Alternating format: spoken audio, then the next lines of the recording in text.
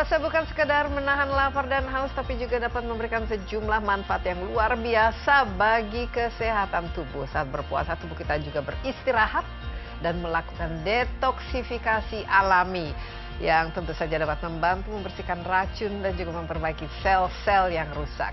Tidak hanya itu, berbagai penelitian juga menunjukkan bahwa puasa dapat membantu menstabilkan kadar gula darah. Nah, ini sangat penting ya untuk kesehatan tentu saja. Dan juga menurunkan tekanan darah serta mengurangi resiko peradangan yang kerap menjadi pemicu penyakit kronis. Namun, agar manfaat ini dapat dirasakan secara maksimal, kita perlu memiliki pola makan yang tepat dan juga tentu saja melakukan penyesuaian terhadap gaya hidup selama berpuasa. Lalu bagaimana kita bisa memanfaatkan bulan suci Ramadan ini untuk mengingatkan tidak hanya kepada kesehatan kita yang secara fisik, namun juga untuk kesehatan mental kita. Insight akan membahasnya bersama saya, Desi Anwar.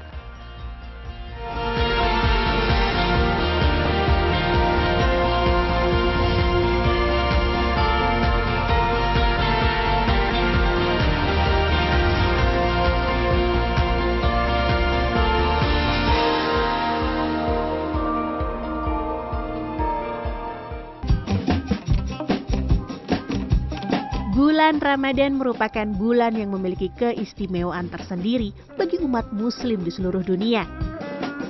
Pada bulan ini, umat Islam diwajibkan menjalankan ibadah puasa sebagai bentuk ketaatan kepada Allah Subhanahu wa Ta'ala.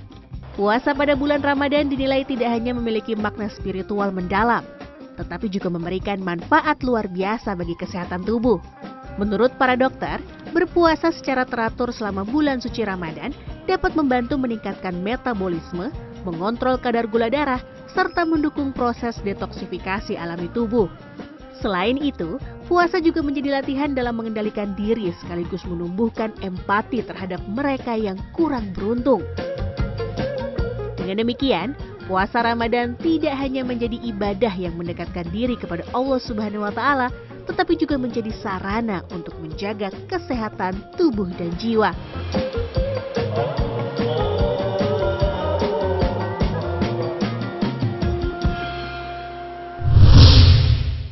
Bulan Ramadan telah tiba, momen yang penuh berkah dan kebaikan. Tak hanya sebagai waktu untuk meningkatkan ibadah, puasa juga ternyata terbukti memberikan beragam manfaat bagi kesehatan. Namun tak sedikit dari kita yang merasa khawatir ya akan stamina dan energi yang menurun hingga pola makan yang kurang terjaga selama berpuasa. Lalu bagaimana cara menjaga energi agar tetap fit sepanjang hari serta pola makan seperti apa saja yang seharusnya diterapkan saat sahur dan berbuka puasa. Dan juga apa saja kesalahan yang sering kita lakukan sehingga puasa itu bisa justru berdampak buruk bagi kesehatan. Untuk membahasnya lebih dalam sudah hadir bersama saya di studio Dr. Putri Sakti yang merupakan seorang spesialis gizi klinik. Halo dok, apa kabar? Alhamdulillah baik, Mbak Desi. Kalau bicara mengenai puasa, ini salah satu topik favorit saya. Dan juga sekarang yang sering kita dengar ya, khususnya bagi kalangan yang muda-muda yang sangat sadar terhadap pentingnya kesehatan itu intermittent fasting. Itu puasa Betul. itu sudah menjadi bagian dari kehidupan sehari, bukan saja ada di bulan Ramadan tentu saja, tapi sudah diadopsi untuk menjaga kesehatan. Tapi sebenarnya selain tentu saja menahan lapar, nah, dan tidak makan, tidak minum, nah apa-apa saja yang kita perlu pahami mengenai benefit atau manfaat bagi puasa ini? Karena berpuasa ini ternyata banyak sekali manfaatnya bagi kesehatan ya. Betul, dan itu sudah dibuktikan dengan berbagai penelitian. Dan tadi juga sudah disampaikan juga oleh Mbak Desi ya. Jadi yang bagus itu puasa tidak hanya untuk fisik saja, tapi untuk kesehatan mental. Kalau untuk fisik pasti banyak yang bisa kita rasakan. Gula darah kita lebih terkontrol, kemudian kesehatan pencernaan kita akan lebih baik. Dan apa yang efek dari puasa lebih dari 12 jam adalah tubuh kita ini bisa memiliki mekanisme tersendiri untuk lebih meningkatkan mendetoksifikasi tubuh. Jadi racun-racun atau zat-zat kimiawi yang harusnya membahayakan tubuh itu bisa dinetralisir untuk dibuang dari tubuh. Dan kalau kita ingatkan sebetulnya pencernaan kita Mbak Desi itu adalah otak kedua tubuh kita. 80% imunitas tubuh kita yang baik berasal dari usus yang sehat.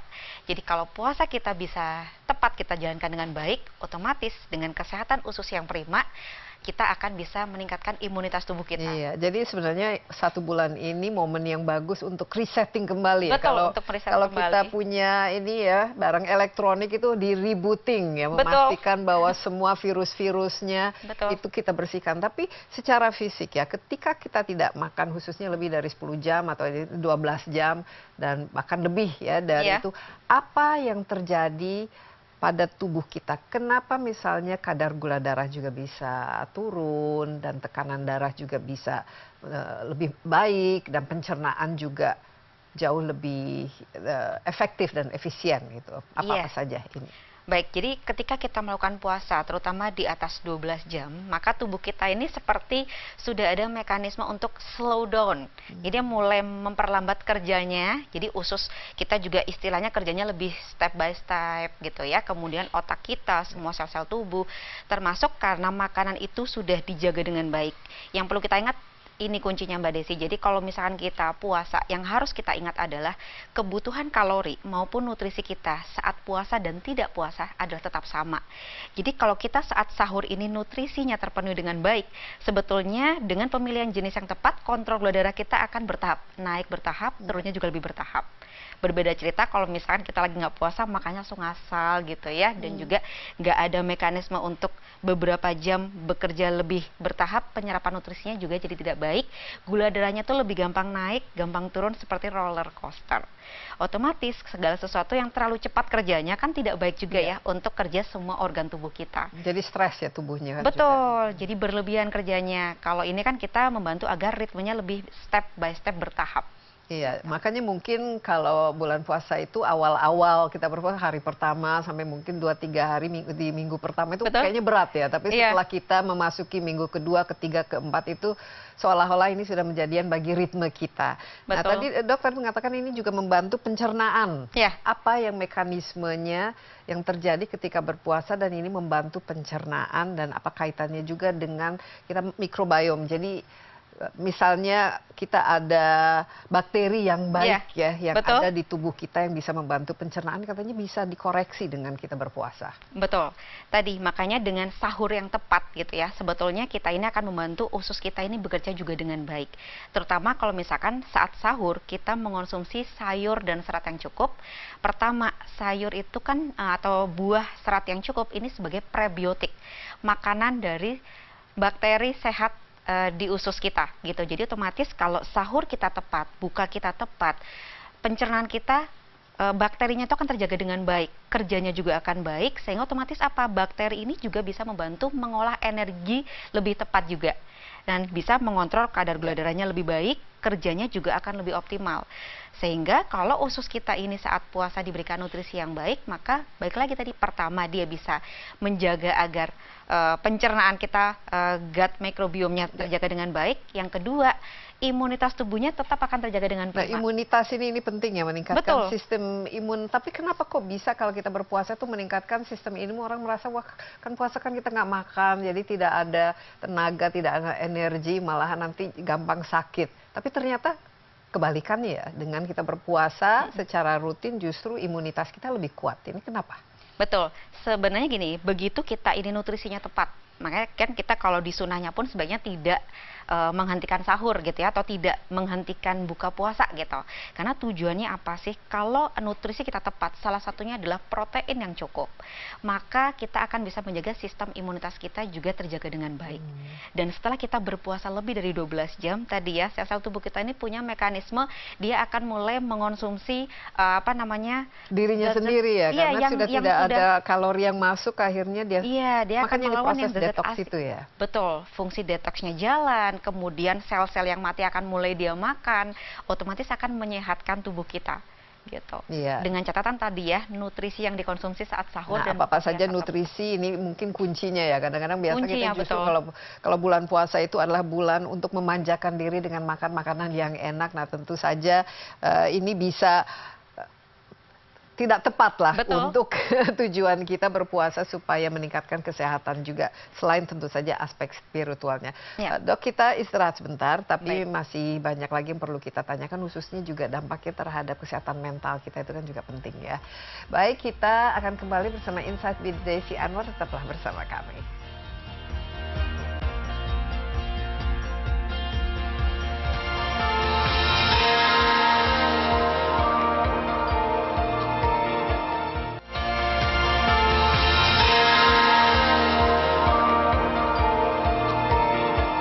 Anda masih bersama Insight with Desi Anwar. Saya ditemani Dr. Putri Sakti, seorang spesialis gizi. Ini kita membahas segudang manfaat berpuasa untuk kesehatan baik fisik dan mental, dan tentu saja spiritual ya, karena ini sebenarnya esensi dari kita berpuasa itu sendiri. Tapi dari sisi fisik tadi kita sudah lihat ya, banyak sekali manfaatnya, bisa menurunkan kadar gula darah, tekanan darah, dan juga memperbaiki ya kesehatan pencernaan kita, detoksifikasi. Maka mungkin lebih ke ini ya, lebih membuat kita awet muda ya, karena kita sel-sel matinya katanya dikuras. Nah, tapi ada lagi menurunkan berat badan tentu saja pasti ya, dengan cara yang tepat.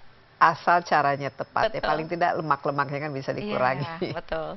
Tapi katanya bagus juga untuk kesehatan dan kekuatan mental dan emosional. Nah, ini bagaimana cara bekerja? Karena ya mungkin orang menganggap, aduh kalau puasa nggak bisa fokus, yang ada ngantuk, bawaannya mau tidur, malas ngapa-ngapain. Tapi ternyata kalau dikelola dengan baik justru bagus untuk kekuatan mental kita ya. Betul Mbak Desi, jadi seperti yang tadi saya sampaikan bahwa usus kita itu seperti otak kedua. Jadi ada istilah gut-brain axis, jadi ada kaitannya. Ketika kita melakukan puasa yang tepat dan menyehatkan usus kita, maka kesehatan otak atau kesehatan mental kita akan terjaga dengan baik. Contohnya apa? Kalau misalkan tadi kita mengonsumsi karbohidrat yang tepat, jumlahnya cukup, jenisnya yang tipikalnya tinggi serat sehingga kontrol gula darahnya baik, kita itu nggak gampang tantrum, nggak gampang stres, nggak gampang ngantuk, nggak gampang hangry katanya. Betul. Hungry and angry. Ya, gitu. betul. Karena lapar bikin baper kadang-kadang istilahnya ya. Nah itu tadi, dengan pemilihan sahur yang tepat, sebetulnya harapannya adalah kontrol gula darah kita itu terjaga lebih stabil. Pelan-pelan naik bertahap, kemudian turunnya juga akan lebih bertahap. Efeknya apa? Terhadap kesehatan mental juga. Contoh, kalau kita kelaparan kadang kita jadi nggak mood. Fokus juga jadi berkurang, gampang lupa, gampang ngantuk, seperti itu. Kedua, kalau komposisi sahurnya tepat, bukanya tepat, maka otomatis selama kita menjalankan puasa, nutrisi kita terpenuhi dengan baik. Vitamin D-nya cukup, omega 3 misalkan dengan ikan gitu ya. Kemudian vitamin mineral sampai antioksidan yang tepat, otomatis ini akan menjaga kesehatan mental kita juga lebih baik. Oke. Jadi ini kuncinya memang nutrisi ya. Nutrisi dan cairan. Karena kalau kita kurang cairan pun, kita pasti ciri-ciri salah satu dari dehidrasi adalah kita juga gampang ngantuk atau produktivitas kita berpikirnya juga akan lebih lambat. Oke. Sekarang supaya tetap stamina dan energi kita, karena tidak mungkin dong selama sebulan kita tidak ngapa-ngapain kan. Kita masih harus tetap beraktivitas, masih ngantor, masih sekolah dan lain sebagainya. Pola makan serta gizi asupan yang diperlukan untuk supaya kita tetap fit tapi juga bisa fokus, bisa konsentrasi dan punya tenaga, bahkan tenaga yang lebih kualitasnya lebih baik dari biasa. Seperti apa? Iya, yang pertama tadi yang harus diingat adalah saat kebutuhan kita puasa dan tidak puasa itu adalah sama dari segi kalori dan komposisi nutrisinya. Jadi kita harus bisa memastikan bahwa saat sahur dan buka puasa kebutuhan kita mulai karbohidrat, protein, lemak dan juga seratnya itu harus terpenuhi dengan baik termasuk cairan. Jadi ketika keempat item ini kita jaga dengan baik, harusnya kita akan terjaga kesehatannya selama menjalankan puasa. Gitu. Salah satunya adalah dengan protein yang cukup. Karena protein yang cukup tidak hanya membantu kita kenyang lebih lama, tapi tadi protein itu kan sebagai zat pembangun dan pengatur ya. Jadi otomatis selama kita puasa dengan kecukupan protein yang cukup, kita akan bisa menjaga kesehatan fisik dan juga mental dengan sangat baik sampai produktivitas bekerja. Baik, nah dok, dari segi ini ya, kita berkonsultasi kan dokter gizi ya, supaya taruhlah misalnya kebutuhannya 1.500 kalori per hari. Ini kan nggak akan berubah ya, nggak akan tiba-tiba karena puasa jadi kebutuhannya hanya 500. Tidak demikian. Jadi idealnya untuk sahur seperti apa dan apa di piring kita? Dari segi makanan maupun minumannya. Baik, kalau misalkan kita anggap 1.500 ya, kita biasanya akan membaca saat sahur ini kurang lebih untuk makanan utamanya sekitar 40% dari kebutuhannya. 40%? 40%, berarti kan sekitar 600 kalori gitu ya. Kalau misalkan satu porsi dari karbohidrat itu adalah sekitar 175, kita anggap 200. Nanti kita tambahkan protein hewani dan nabati kurang lebih sekitar 200-an juga gitu ya. Tinggal dari seratnya dan juga nanti ada kalori dari pengolahan. Jadi kurang lebih 600 itu sebetulnya terpenuhi dari sekali makan. Yeah. Paling mudahnya Mbak Desi, sebetulnya kita bisa menggunakan hand portion size. Jadi kalau kita nggak memungkinkan untuk timbang menimbang, kan agak ribet ya, apalagi malam-malam, pakai telapak tangan masing-masing. Gambaran paling mudah adalah untuk karbohidrat, satu kepalan tangan kita masing-masing. Saya sama Mbak Desi mungkin sama orang lain akan berbeda. Yeah. Paling mudahnya aplikasinya seperti itu. Kemudian untuk protein hewani, kita bisa mengaplikasikan telapak tangan kita tanpa jari. Jadi misalkan saya mau makan daging merah atau daging putih sekitar setelapak tangan ini. Ini lumayan cukup besar ini. Betul. Tujuannya apa? Mengenyangkan kebutuhan protein kita terpenuhi selama kita melakukan jendela puasa. Protein nabati pun sama. Kalau misalkan tahu, estimasi 1 potong. Kalau laki-laki mungkin kalau lebih gede bisa 1,5 sampai 2 potong. Misalkan seperti itu. Kemudian untuk kacang-kacangan, misalkan yang tidak suka tahu tempe, gunakan ukuran tangan. Jadi istilahnya misalkan kacang edamame gitu ya, bisa setelapak tangan masing-masing. Sayur estimasinya setengah piring, itu cara paling mudahnya. Baik. Untuk mengaplikasikan. Ya, kalau misalnya karbohidrat, ya idealnya itu karbohidrat seperti apa? Karena kan biasanya katanya kalau nasi putih tiap hari atau nanti malamnya juga nasi putih agak kurang sehat ya. Baik. Apa pilihan-pilihan yang selain sehat, ada seratnya, tapi juga low glycemic index-nya, jadi kadar gulanya bisa terjaga sepanjang hari. Gitu kan. Baik, jadi memang kalau kita fokusnya adalah kontrol gula darah kita bisa terjaga dengan baik, memang pilihan yang terbaik itu adalah yang lebih tinggi serat. Kalau misalkan memungkinkan dibanding nasi putih, pilihannya adalah nasi merah. Kalori tidak berbeda jauh, yang membedakan adalah serat yang lebih tinggi, membantu kontrol gula darah dan rasa kenyang lebih lama. Kalaupun tidak suka, bisa pilihnya jagung, ubi atau kentang, tetapi pakai kulitnya. Karena kulitnya itulah yang akan membantu kebutuhan dari serat dan juga vitamin mineral selama saat puasa. Yeah. Atau kalau misalkan ada mau roti gandum juga diperbolehkan. Nah, Dok, kan ini kan sahur karena bangun pagi, kan orang biasanya waduh langsung makan besar dan masih kenyang lah dari makan semalam. Ini justru makannya tuh sedikit atau mungkin hanya ya roti 1 potong atau mungkin hanya segelas susu. Ini biasanya apa kesalahan yang kita lakukan, pilihan makanan kita untuk sahur ini, dan bagaimana supaya ini, karena memang apalagi kalau kita nggak biasa makan pagi ya. Iya, betul. Kita nggak biasa breakfast gitu. Iya, baik. Biasanya kalau seperti itu pilih yang lebih tanda kutip light ya. Jadi misalkan kita bikin overnight oat dari sebelumnya, kan itu porsinya nggak terlalu banyak. Tapi kita dibanding memilih tahu tempe, kita cari substitusinya, berarti kacang-kacangan nih. Kalau misalnya bubur kacang hijau, udah itu saja misalnya, bisa ya? Kurang pastinya, kurang, ya. Karena untuk protein itu kita butuh kombinasi protein hewani dan nabati. Contoh, untuk kesehatan mental, kita butuh salah satunya B12 itu berperan sangat besar. B12 itu tidak ada di protein nabati kecuali di fortifikasi. Tapi kalau orang kan sekarang vegetarian misalnya, nah itu bagaimana itu bisa? Susah ya, harus menambahkan tambahan suplementasi. Kalau boleh saran untuk beberapa vitamin mineral yang memang agak minim nih kadarnya di dalam sayur atau protein nabati. Jadi misalkan nggak memungkinkan untuk makan berat, berarti mau tidak mau pakai susu. Atau kalau telur saja, misalnya sudah telur 2, itu saya hanya sanggup makan telur rebus 2, itu cukup nggak ya? Telur 2-3 masih cukup. Tapi mungkin untuk kuning telurnya upayakan tidak lebih dari 2 butir per hari gitu. Ya, karena di situ banyak kolesterolnya ya. Betul. Baik, nah ini mungkin kalau untuk berbuka, nah biasanya kan banyak inilah ada takjilnya. Iya, kemudian betul. ini step-step yang paling sehat ya, kita bukan bicara mengenai kebiasaan atau tradisi, tapi dari kacamata kesehatan ya. Iya, betul. Supaya nanti kita justru tidak makan kebanyakan gula di situ. Itu bagaimana? Pertama yang kita harus ingat, usus kita itu diistirahatkan selama belasan jam. Jadi jangan sampai usus ini bekerja terlalu berat langsung mendadak. Sama seperti mobil, kita nggak langsung buat bekerja tapi dipanasin dulu. Maka upayakan membatalkan dengan minum, dan juga misalkan boleh kurma atau misalkan buah potong. Jadi yang ringan lah untuk diolah. Jadi usus kita itu pelan-pelan bekerjanya. Setelah itu beri jeda untuk sholat maghrib Tujuannya apa? Biar dia udah mulai agak anget, bekerjanya udah mulai bagus, kita baru makan besar. Kalau tajil harusnya jadinya oke dong ya. Takjil Atau boleh. dalam ini ya, porsi yang... Nah, itu tadi kuncinya adalah porsi. Jadi yang pertama, kalau saya biasanya ketika ada orang yang bertanya, jadi nggak boleh sama sekali nih, misalkan pengen kolak, boleh. Tapi kalau saya biasanya dibanding langsung satu mangkuk, saran kayak dicangkir yang sekitar 150 ml. Idealnya berapa kalori kalau kita buka puasa dengan yang manis-manis ini?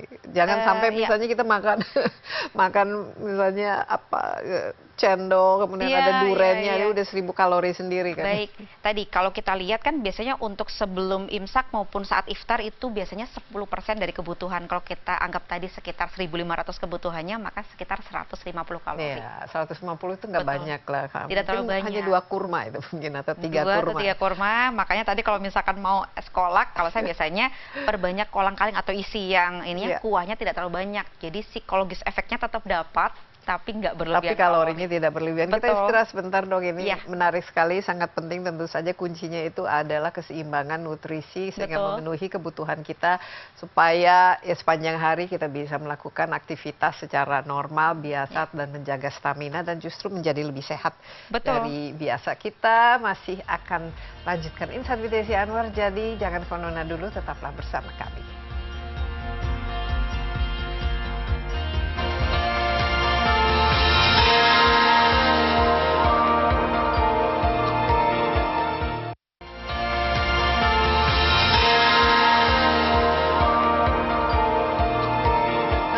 Insight with Desi Anwar, di studio saya ditemani seorang dokter spesialis gizi klinik, Dr. Putri Sakti. Kita tentu saja membahas ya apa saja manfaat berpuasa untuk kesehatan dan juga pola makan yang baik untuk menjaga, bukan saja menjaga kesehatan tapi tetap fit dan stamina kita terjaga. Betul. Ketika kita berpuasa selama 1 bulan. Nah, tadi kita katakan ya mengenai kalau misalnya kita terbiasa tiap hari makan itu 3 kali sehari dan kemudian mungkin di sela-sela makan ada snack-snacknya atau ada istilahnya inilah yang sebenarnya nggak sehat juga ya.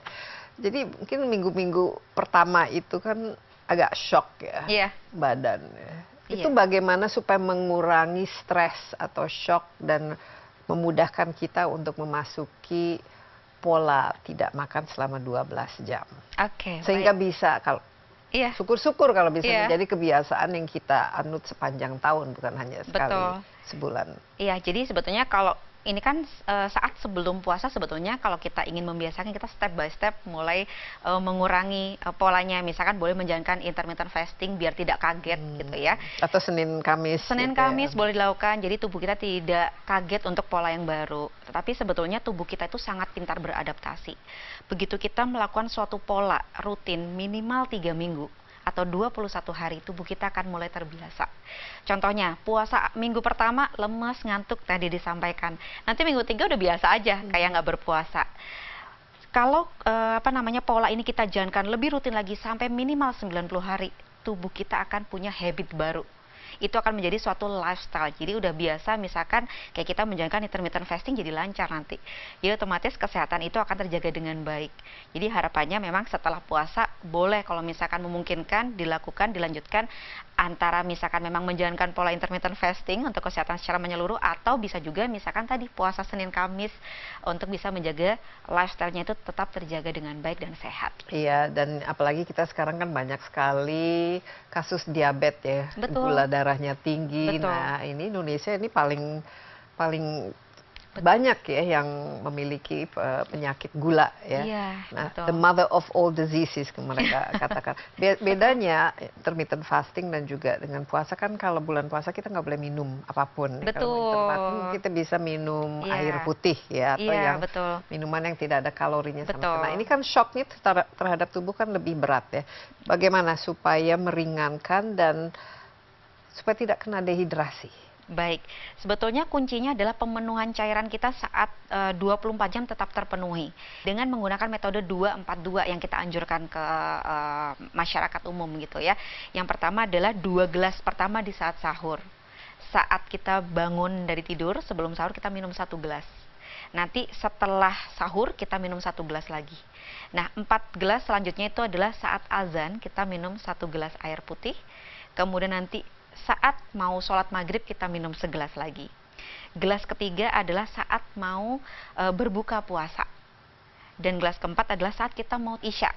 Nah, 1 gelas lagi adalah setelah kita sholat isya dan tarawih, biasanya kan kadang digabung ya. Nah, 1 gelas terakhir adalah saat mau tidur. Jadi minimal 8 gelas ini jika terpenuhi dengan baik, dengan jeda yang rentang ini ya, jadi biar nggak terlalu kembung, terlalu banyak cairan, harusnya akan terpenuhi tetap dengan baik. Dengan Tapi 8 gelas itu, tapi gelas besar ya. Kalau menurut saya sekitar 250 mili lah. Saya merasa kok 8 gelas itu kayaknya kurang gitu ya. Tapi Pada sebenarnya beberapa itu cukup ya untuk menjaga supaya tidak dehidrasi bagi manusia, 8 gelas gitu. minimal 8 gelas, walaupun sebetulnya kalau secara kesehatan setiap orang tergantung berat badan masing-masing tentunya. Ya, nah ini air putih kan yang dianjurkan. Air putih sarannya, karena kalau misalkan seperti kopi atau teh, dia memiliki kandungan yang bisa memicu diuretik atau cairannya makin keluar. Nanti yang dikhawatirkan adalah saat kita puasa, kita malah sering ke kamar mandi untuk buang air kecil dan itu akan memicu dehidrasi. Iya, kalau minuman yang lain, minuman manis yang lain atau minum-minum yang energi itu Air kelapa boleh, bisa ya. boleh. Dengan catatan memang tipikalnya yang tidak terlalu tinggi gula harapannya ya. Ya, nah biasanya kalau kita haus Iya. atau lapar jadi malas berolahraga ya. Padahal kita kalau misalnya sudah biasa rutin olahraga dan olahraga kan juga bagian untuk menjaga kesehatan kita. Selama berpuasa harusnya nggak masalah ya. Tidak masalah dengan catatan waktunya tepat. Oke, idealnya kapan? Idealnya ada beberapa pilihan sebetulnya. Yang paling baik itu sebetulnya adalah 1 jam menjelang buka puasa. Karena setelah lebih dari 12 jam kita berpuasa, istilahnya energi dari makanan kan sudah habis ya. Jadi kita akan membongkar cadangan energi dari tubuh kita. Harapannya itulah yang akan membantu fat loss atau penurunan lemak ketika puasa. Dan gak usah khawatir akan lemas. Kenapa? Karena kita itu membongkar energi baru justru. Contohnya apa? Ketika kita lagi mencari takjil di sore hari, kita nggak pernah lemas. Kita bergerak, kita berjalan gitu. Karena Itu kita orang ngabuburit ya, jalan-jalan. Iya. Jadi mungkin ya sebelum ngabuburit sambil jalan dulu, misalkan Sambil jogging-jogging. boleh. Dan kelebihan kedua adalah kalau mendekati buka puasa adalah setelah kalaupun kita haus, kita membukanya langsung dengan cairan. Tapi kalau misalkan tidak memungkinkan, nggak mungkin dok, karena saya mau ada bukber segala macam, kayak waktunya nggak memungkinkan atau menyiapkan untuk keluarga, boleh kalau misalkan setelah berbuka puasa, tapi ingat beri jeda dan jangan terlalu berat, karena pada beberapa orang kadang olahraga di malam hari itu memicu dia jadi agak segar. Kadang, walaupun tidak semua orang. Jadi kita juga yang harus tahu kalau misalkan kita tipikalnya gampang segar, ya paling kita jalan aja. Misalkan gitu. Jadi tipe olahraga yang dianjurkan saat bulan Iya. puasa.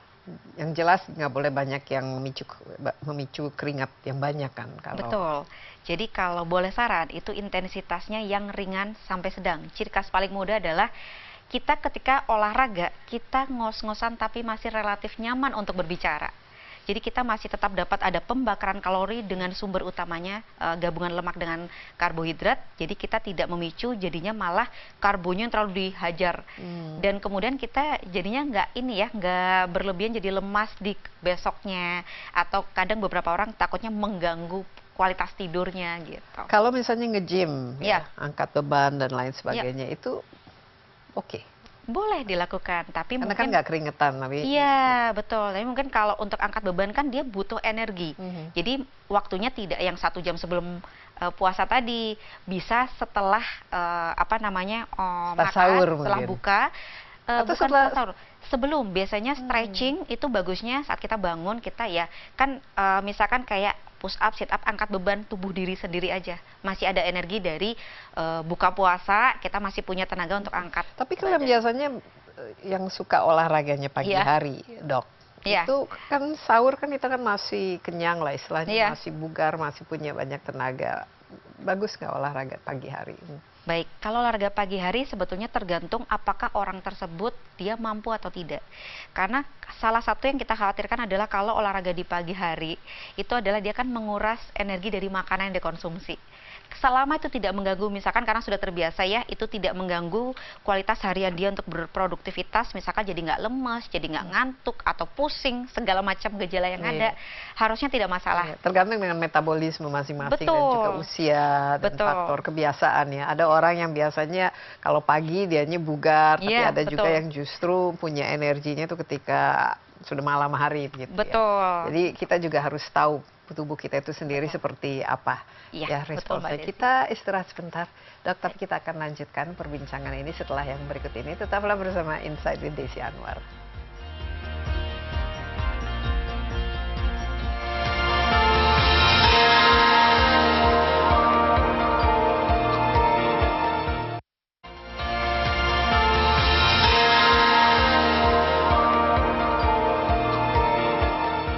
Kembali bersama Insight with Desi Anwar. Teman saya kali ini Dr. Putri Sakti, spesialis gizi klinik. Kita sedang berkonsultasi ya mengenai gizi yang kita perlukan ketika kita berpuasa, dan juga diskusi mengenai manfaat berpuasa untuk kesehatan secara keseluruhan. Banyak sekali manfaatnya tentu saja, secara fisik, secara mental, secara emosional.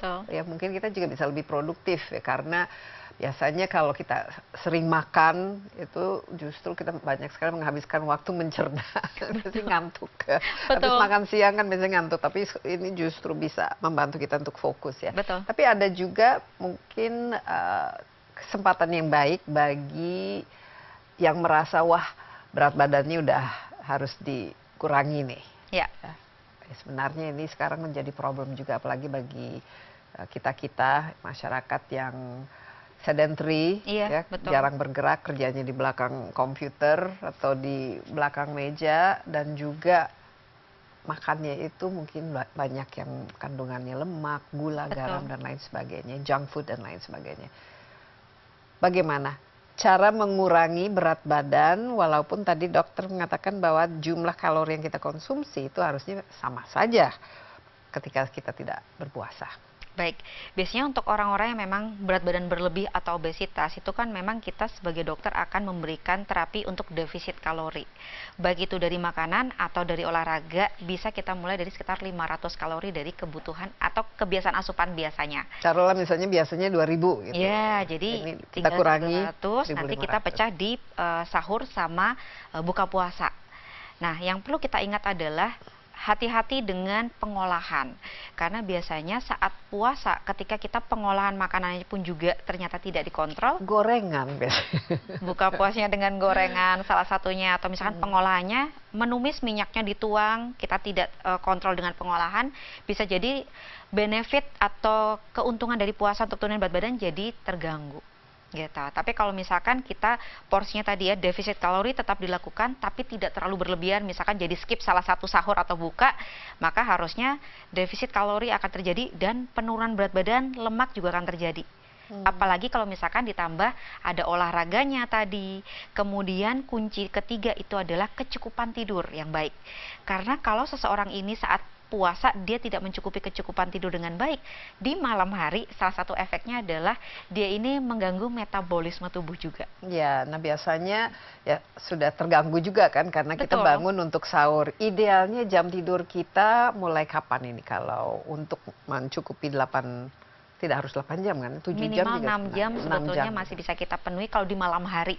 Nanti sisanya bisa kita kalau memungkinkan di siang hari boleh tambahkan 1 sampai 2 jam. Power napping. Power napping gitu, terutama untuk para pekerja gitu ya. Jadi kalau memang jam 3 itu harus bangun untuk mulai menyiapkan, berarti dari jam 9 usahakan sudah tidur. Ya. Gitu. Untuk jenis-jenis makanan sekarang yang sehat ya.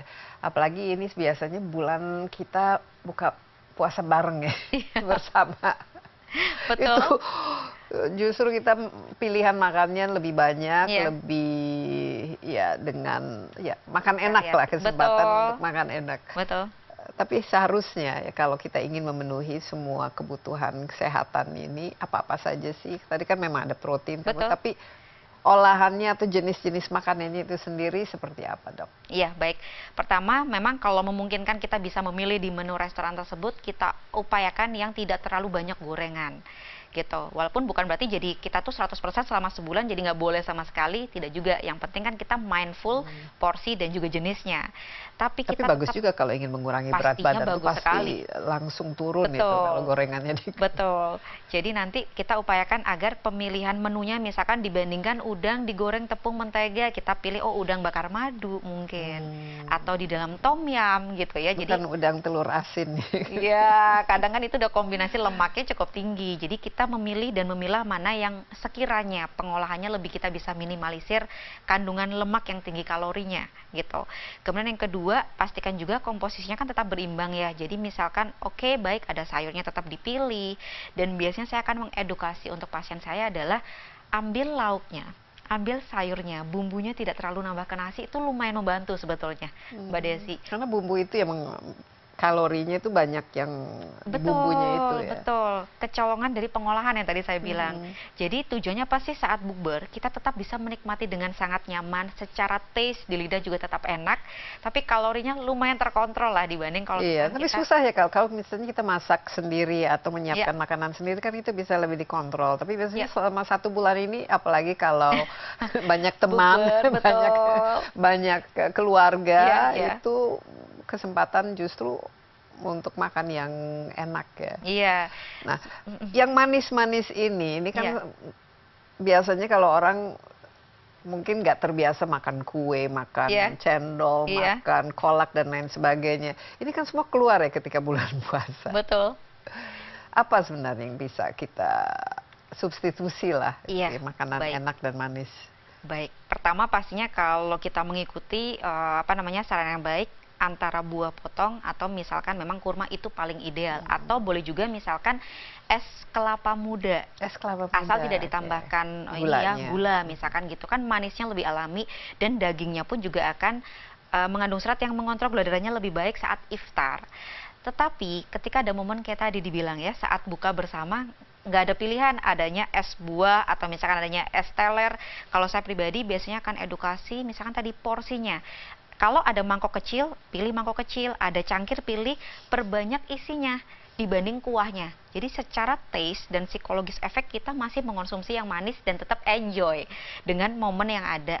Tetapi kita lebih mindful untuk porsi dan juga kalori gula yang masuk ke dalam tubuh. Oke, sekali lagi untuk mengurangi berat badan, kita idealnya berapa kilo ya bisa kita targetkan turun dalam 1 bulan? Dan apakah misalnya kalau kita skip gitu sahur ya, itu sebenarnya oke gitu karena mengurangi jumlah kalori yang masih sehat kan kalau kita nggak makan sahur. Jadi gini, kalau misalkan untuk penurunan berat badan, biasanya kita anjurkan untuk penurunan berat badan atau lemak itu tidak lebih dari 4 kilo dalam sebulan. Kalau misalkan saat puasa terutama ya. 1 kilo per minggu ya. Memungkinkan, atau bisa juga setengah sampai 1 kilo per minggu. Kalau caranya air duluan itu ya, airnya berkurang atau? Tergantung. Kalau misalkan caranya tepat, itu bisa jadi akan lemak semua yang turun. Gitu. Makanya tadi kalau misalkan tadi yang dipertanyakan ya, apakah skip sahur itu juga sehat untuk penurunan berat badan? Memang secara defisit kalori terjadi. Bisa lumayan 500 kan langsung. Betul, 500 sampai 600 kalori gitu ya. Tetapi yang menjadi concern adalah komposisi saat buka apakah bisa memenuhi kebutuhan 1 harian. Karena jangan sampai berat badan kita turun lebih ke otot. Sehingga ketika kita menjalankan puasa, kenapa ya dok saya puasa malah sakit, bibir pecah-pecah, sariawan, kan kadang ada yang gejalanya dan seperti ototnya itu. Hilang. Betul. Nah itu yang kita khawatirkan ketika kita menghindari salah satu jenis makanan, entah itu di sahur di skip atau di buka puasanya yang di skip. Ini sebetulnya kurang dianjurkan. Iya. Kalau dokter Putri sendiri untuk buka biasanya apa? Seperti apa piringnya? Saat buka utamanya. Saya biasanya apapun misalkan tersedia ya, contoh kalau misalkan sayur saya upayakan yang tidak terlalu tinggi gas, terutama untuk yang penderita pencernaan ya. Misalkan saya masak dengan capcay, tapi saya tanpa kembang kolnya, misalkan gitu. Misalkan ada wortel, ada buncis gitu ya, tapi minyaknya kan nggak terlalu banyak kalau misalkan capcay kuah gitu ya. Saya usahakan agar setengah piring. Kemudian tadi saya akan mengonsumsi misalkan ada ikan bakar atau misalkan ada ayam bumbu woku tapi saya nggak nambahin bumbu dan lain-lain ke nasinya, sekitar setelapak tangan saya tanpa jari paling mudahnya, atau 1 potong saya pilih yang lebih rendah lemak misalkan dada gitu. Kalau misalkan memang ada. Kemudian saya tambahkan entah itu tahu atau tempe yang ada. Kalaupun misalkan tipikalnya misalkan bacem, saya biasanya paling pan fried aja, jadi minyaknya tidak terlalu banyak. Tinggal nanti kita tambahkan buah-buahan untuk melengkapi lah kebutuhan dalam satu sajian makanan. Dan masih tetap olahraga. Masih tetap olahraga. Biasanya saya akan 1 jam. Saya lebih memilih 1 jam sebelum buka. Betul. Apa itu? Jalan kaki saya jalan atau cepat. jogging? Treadmill biasanya. Treadmill ya. Betul. Agar tadi intensitas ringan sampai sedangnya terjaga dengan. Nah, kalau ketika bulan puasa biasanya berat badan turun. Berat badan turun. Alhamdulillah gitu. Padahal bukan itu kan targetnya kan, atau itu juga menjadi bagian dari. Iya, kalau misalkan saya pribadi itu membantu ya, karena kadang kan saat kita juga lebaran pun kadang tidak mungkin ya kita setahun sekali tidak makan sama sekali. Jadi biasanya saya it's okay untuk enjoy saat lebaran, tapi kan kita sudah punya cadangan turun lemak nih selama buka puasa gitu. Jadi ini sebenarnya kesempatan juga untuk mengelola berat badan. Biasanya kalau orang apalagi pas buka kan wah kalap. Betul, betul. Paling tidak di minggu-minggu pertama ya Kak. Tapi kalau sudah terbiasa, sudah kembali dapatkan keseimbangan sendiri ya. Keseimbangan sendiri, betul. Tubuh itu memang pintar ya. Sangat pintar beradaptasi. Iya. Kita istirahat, masih ada satu segmen lagi Dok, tapi jangan kemana-mana dulu, Insight with Desi Anwar akan segera kembali.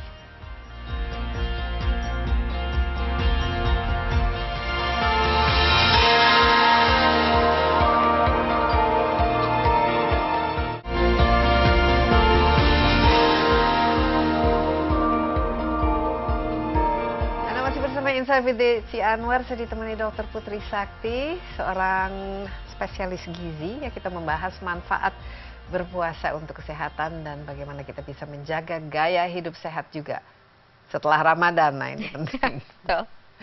Memang puasa itu ya saya rasa hampir setiap agama itu ada menganjurkan puasa karena jelas benefitnya bukan saja benefit spiritual, tapi secara mental, secara emosional juga ini kesempatan untuk mengelola kesehatan kita secara holistik ya, keseluruhan. Apa yang gaya hidup kita kan sekarang tuh pasti nomor 1 itu stres, nomor 2 tuh lebih stres, nomor 3 sangat-sangat stres lagi, apalagi kalau kita menghabiskan begitu banyak waktu di medsos ya. Di situ sumber stres, sumber marah. Draining energi ya. Draining energi. Bagaimana supaya menjaga manfaat yang kita dapatkan dalam 1 bulan ini menjadi sesuatu gaya hidup selama setahun.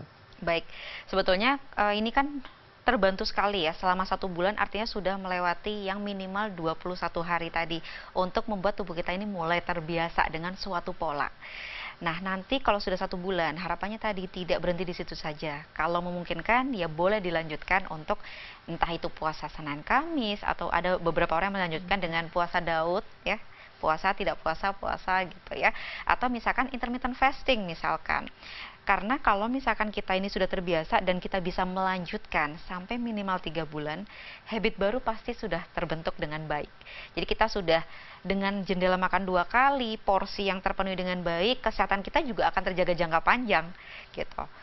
Tapi challenge-nya ya Dok ya, kalau kita sehari-hari kan mungkin ya banyak kesibukan dan juga jenis makannya dan makannya juga tidak teratur, banyak ngemilnya. Nah, ini kan yang biasanya menjadi pemicu kita. Orang Indonesia itu paling suka ngemil kan. Mungkin makannya yang makan porsi pas makan siang atau malamnya lumayan cukup sehat ya, tapi yang diantaranya ini, jajannya ini. Iya, betul. Nah, itu biasanya kalau misalkan kita harapannya setelah puasa, memang saat Lebaran kan kadang momennya kita menikmati ya, kumpul dengan keluarga, menikmati makanan yang jarang ada, tapi setelah itu upayakan tetap kembali ke pola yang seharusnya.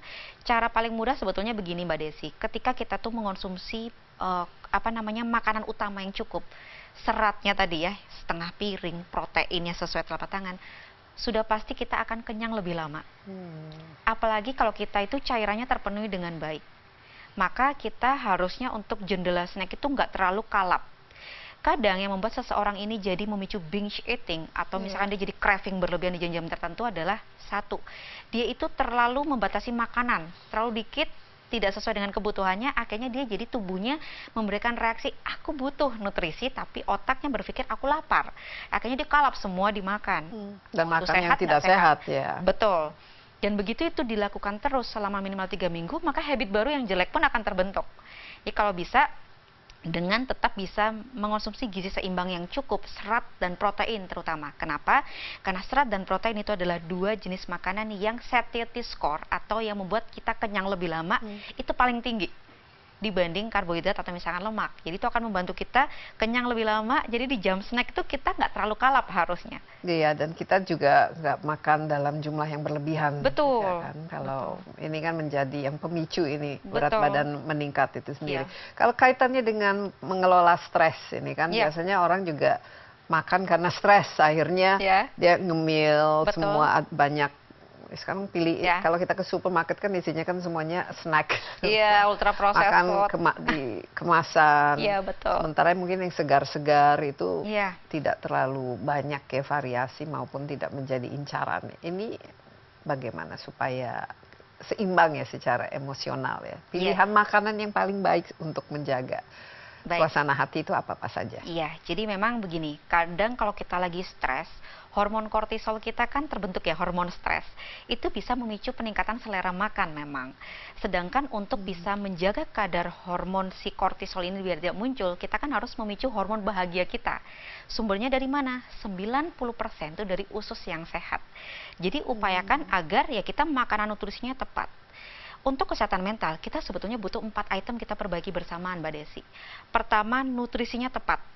Tadi ya, proteinnya cukup, vitamin mineralnya terpenuhi dengan baik, salah satunya B12, B9, vitamin D, omega 3 misalkan. Pilar kedua itu adalah aktivitas fisik yang cukup atau olahraga. Kalau nggak sempat olahraga, 5.000 sampai 10.000 jalan kaki deh per hari misalkan gitu. Pilar ketiga adalah kecukupan tidur yang baik. Dan yang keempat, kita mulai pelan-pelan mengurangi yang bisa memicu stres kita step by step. Kita yang paling tahu batasan kita, gitu. Jadi kalau misalkan kita udah mulai stres, take a break sejenak, kemudian kita melakukan hal yang bikin kita happy, membaca buku atau apapun yang bikin kita happy, terus kita back on track ke kegiatan yang mungkin tadi sempat membuat kita mulai draining energi, gitu. Harusnya kalau 4 item ini, salah satunya pilar terbesar adalah nutrisi dijalankan dengan baik, harusnya kesehatan mental itu pelan-pelan bertahap juga kan mengalami perbaikan sebetulnya.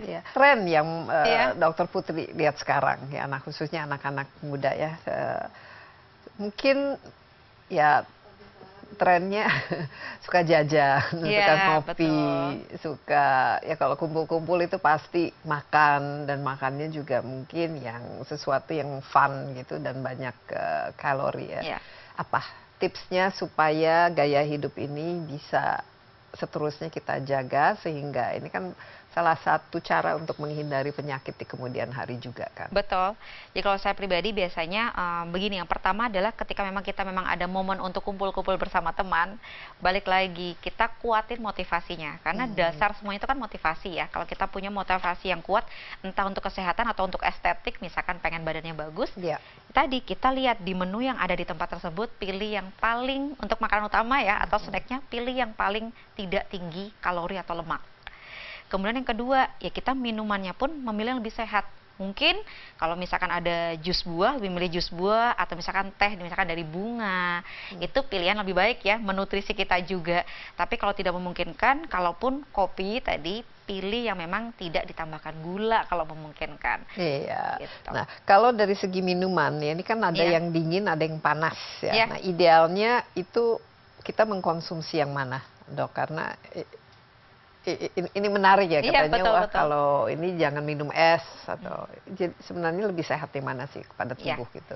Baik, sebetulnya kan tubuh dampak kita es karena sekarang banyak sekali minum yang pakai es. Betul. Ya sebetulnya begini, kalau misalkan terutama kita membicarakan puasa ya, tubuh kita itu kan sudah berpuasa sekian belas jam. Untuk buka puasa itu kalau boleh saran itu yang hangat atau suhu ruangan. Jadi tidak terlalu kaget suhunya.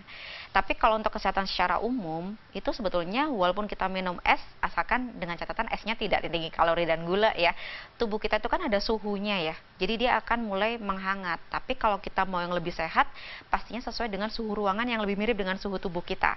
Kedua adalah yang suhunya hangat.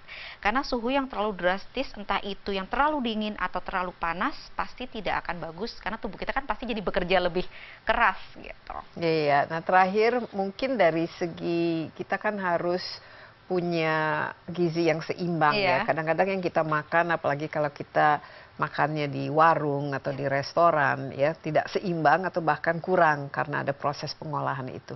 Suplemen bagaimana? Perlu ditambah ketika kita berpuasa, Dok? Atau sebenarnya tidak perlu? Baik, kalau misalkan suplemen itu kan sebetulnya nutrisi tambahan. Jadi kita harus ingat, kalau misalkan kita yakin bisa memenuhi kebutuhan nutrisi kita saat buka dan sahur, maka kita sebetulnya tidak perlu suplemen. Kecuali misalkan dia merasa bahwa, dok saya bukan tipikal makan besar, jadi kalau sahur misalkan tadi ya makannya nggak bisa banyak nih, Hanya jadi bisa cuma dikit. satu Iya, mangkok betul. yogurt misalnya. Iya, atau misalkan cuma bisa buah atau telur Hmm. tadi ya, boleh ada tempatnya untuk ditambahkan multivitamin mineral kompleks yang semua komposisinya komplit ada. Tapi dosisnya kecil-kecil sehingga tidak akan mengganggu pencernaan juga. Tapi kalau boleh saran, vitamin mineral ini konsumsinya setelah buka. Karena beberapa orang kan kalau di dalam multivitamin pasti ada vitamin C, zinc yang khawatirnya bisa memicu asam lambung pada orang-orang yang pencernaannya sensitif kalau misalkan suplemen ini dikonsumsi saat sahur. Oke. Nah ini mungkin menarik untuk kalau kita punya masalah dengan usus ya, Iya, GERD atau MAH Iya. atau gastro, masalah gastro, berpuasa bisa mengkoreksi itu atau justru bisa memicu, Dok? kalau memang gejalanya tidak berat, itu baiknya memang puasa itu sebetulnya akan menyehatkan usus dengan catatan tadi ya, nutrisinya terpenuhi dengan baik. Iya. Contoh misalkan dia punya GERD, punya asam lambung, tapi dia skip sahur atau makannya terlalu sedikit, otomatis justru kesannya puasa itu akan mengganggu kesehatannya dia. Berbeda cerita kalau misalkan orang-orang yang punya gangguan pencernaan yang sangat bermasalah, misalkan autoimun celiac disease yang memang dia sedang ada terapi, maka yang bisa memutuskan itu adalah dokter yang merawat. Jadi kalau misalkan kita tahu bahwa ada GERD yang parah sekali atau gangguan pencernaan yang sangat parah, saran saya sebelum puasa segera konsultasikan kepada dokter yang selama ini merawat untuk tahu saya aman tidak ya untuk menjalankan puasa. Kalau dokternya bilang aman, tinggal kita atur porsi dan nutrisi pemenuhannya dengan pemilihan yang lebih tepat. Misalkan kalau punya asam lambung atau GERD, kita upayakan agar meminimalisir yang pedas, kecut, dan tinggi lemak. Dan juga kalau Pedas, kecut, tinggi lemak. tinggi Oke. lemak itu memicu asam lambung, atau kopi teh tadi, semuanya memicu asam lambung. Gitu. Padahal ini biasanya ini makanan Asia ini Iya. semua ada pedas, Iya, kecut, betul. dan Iya. tinggi lemak ini justru yang bikin sedap ya. Iya, palingan kalau saya biasanya tadi Mbak Desi yang bisa dibantu adalah makanan tersebut tidak menambahkan bumbu ke nasi, terutama pas sahur ya, karena kan khawatirnya selama puasa lah yang gangguan pencernaannya kan. Misalkan contoh kita anggaplah opor ayam kan berlemak ya, atau gorengan gitu. Kalau gorengan agak sulit. Mungkin opor ayam. Kalau saya biasanya ambil ayamnya, kuahnya sebagian aja, jangan yang kayak sampai kuahnya berlebihan. Khawatirnya adalah kalau terlalu Di situ tinggi lemak ya atau pedas, letak iya. semua yang dari rempah-rempah yang bisa Betul. memicu. Atau kita switch. Jadi saat kita lagi puasa punya asam lambung, tapi kita pengen banget nih dok makan yang pedas sesekali. Coba pindahkan ke saat buka. Dengan catatan jangan berlebihan. Dengan harapan biar dia tetap bisa menikmati, tapi asam lambungnya masih terkontrol dengan baik. Baik, ya sebenarnya ini harus pakai masuk akal juga ya. Tapi kalau Betul. memang memiliki masalah yang cukup kronis ya, apalagi Iya, berkaitan betul. dengan pencernaan, tanya kepada dokter, konsultasi Ya, betul. kepada dokter, apalagi dengan dokter gizi ya. Kira-kira makanan mana yang cocok ya. Betul. Karena sayang juga kalau sampai tidak bisa berpuasa kan ya, Betul. karena kesehatan. Justru bisa menambah kita sehat kalau dilakukan dengan Menyehatkan. baik ya. Betul. Sekali lagi terima kasih Dr. Putri, demikian Insight with Desi Anwar kali ini. Terima kasih juga atas dapat menyaksikan tayangan ini, dan Anda juga bisa menyaksikannya di cnnindonesia.com dan juga di YouTube CNN Indonesia Insight with Desi Anwar. Sampai jumpa, stay safe, bye-bye.